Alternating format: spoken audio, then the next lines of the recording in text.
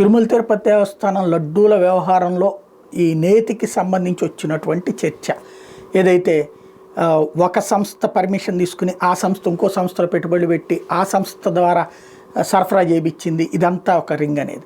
కాంట్రాక్ట్లు చేసేటటువంటి వాళ్ళు అలాగే చేస్తారు. ఒక్కడే గోవులన్నింటినీ పెంచి నెయ్యి తీయడం అనేది సాధ్యం కాదు.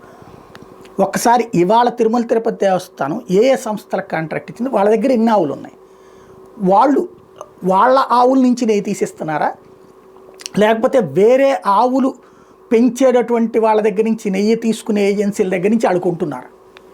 Just check it. మనం ప్రజల్ని సూటిగా నిజాయితీగా మాట్లాడతారని సేపు ఏ ప్రాబ్లం లేదు, సగర్వంగా ధైర్యంగా తలెత్తుకుని మాట్లాడచ్చు. కానీ ఒక దేవుడి విషయంలో మనం పక్కదోవ పట్టించద్దు, సూటిగా మాట్లాడుకుందాం.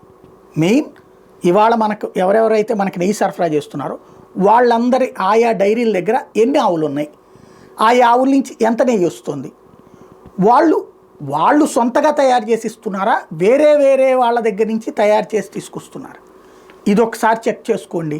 ఖచ్చితంగా నిజమనేటటువంటిది నిలకడ మీద తెలుస్తుంది.